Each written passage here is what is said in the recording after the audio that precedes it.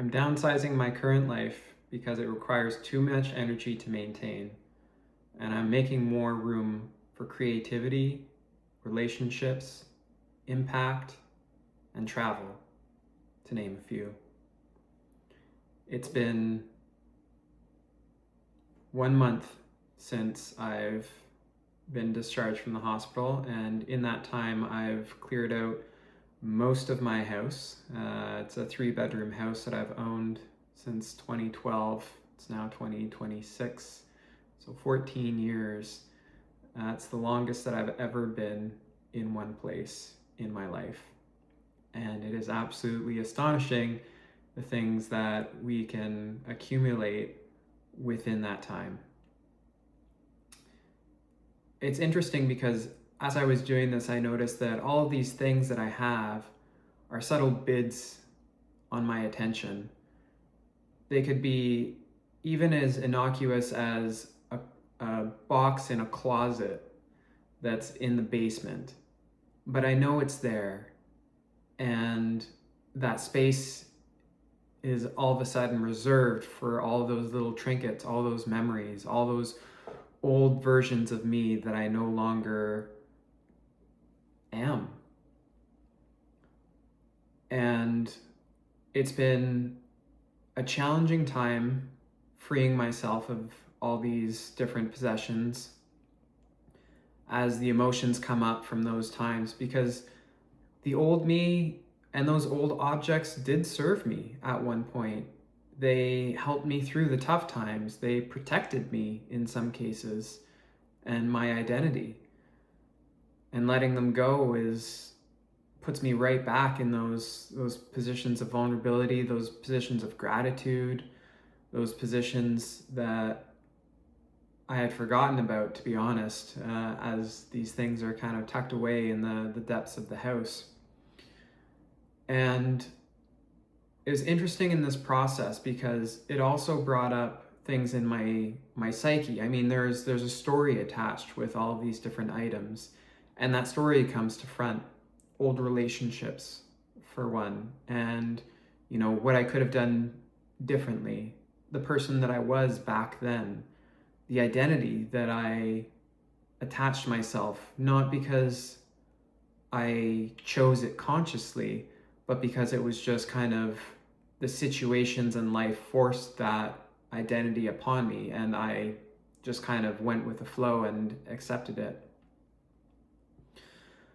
But now I have a chance, after releasing a lot of these tokens and acknowledging these memories, to start anew. And I'm not trying to become less by getting rid of all of these items. I'm just making more space for the transformation to occur. And while I have a rough plan of what it is that I want to do, coaching, running programs for people, I don't exactly know all of the steps to get there or what that entirely looks like. I have a general idea and I'm working towards it. I have a general feeling in my heart, and that's what I'm moving towards and through.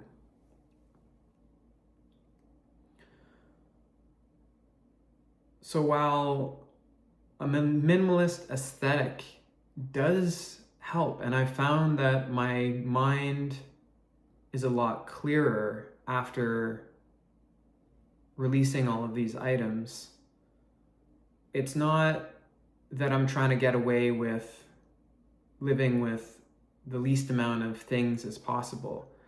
It's the things that I bring into my life have to serve purpose, have to bring joy, have to bring meaning, have to be solid in their foundation.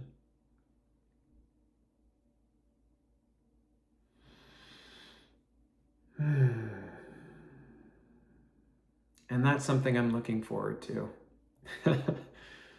Yeah, that's something I'm looking forward to. It hasn't been easy. There's been a lot of fear along the way. And at times it feels like I'm just throwing everything away, throwing my life away, as some would put it. But it's not. And that's not the attitude that I'm doing it in. I'm not condemning the old life, and I don't need to do that in order to build. I can just admit that I've outgrown it. I've outgrown those things. And that's a position that I'm sitting at, and I sit quite comfortably in myself because of that.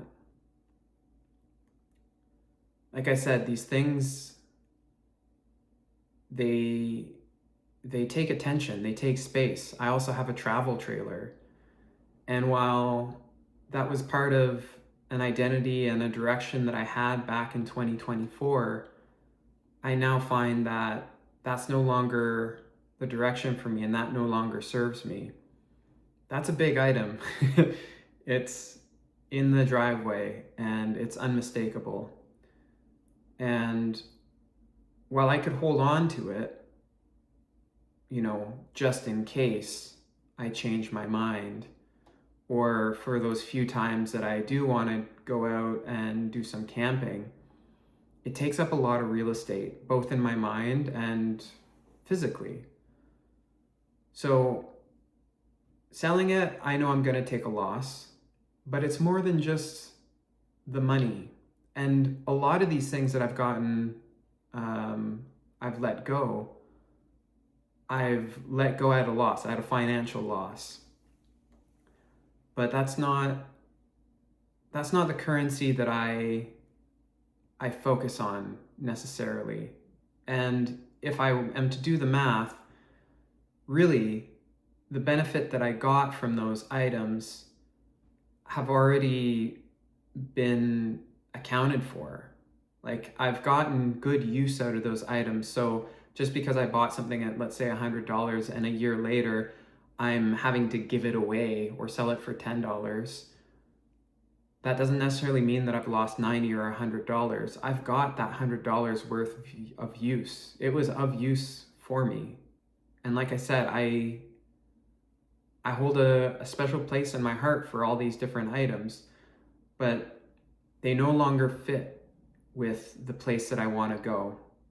And I've accepted that. And that's something,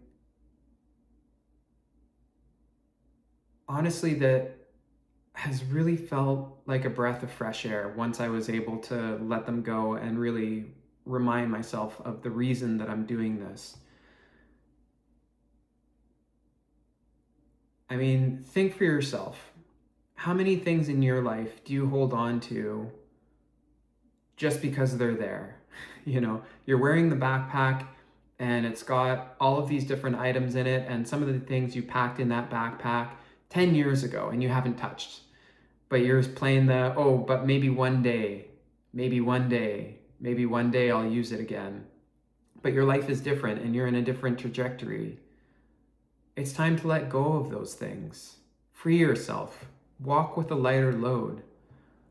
And I think even just today, I literally walked without a backpack, without having to take a vehicle full of stuff. I just grabbed my iPad and hopped on a bus and went downtown to a cafe. And that to me is freedom. That to me lets me travel light, but have the things that are very purpose-built, my iPad, to do my productivity on my self-development and my business development, all in one. Ask yourself, how many things are you carrying just because they hold weight, just because they hold history? And dare yourself to go to those things and really feel all that it has given you, and see if you need anything more from it moving forward, or if it's time to release it with love. As always, if you'd enjoyed this video, like, subscribe, comment, and share, and have yourself a great day. Thank you.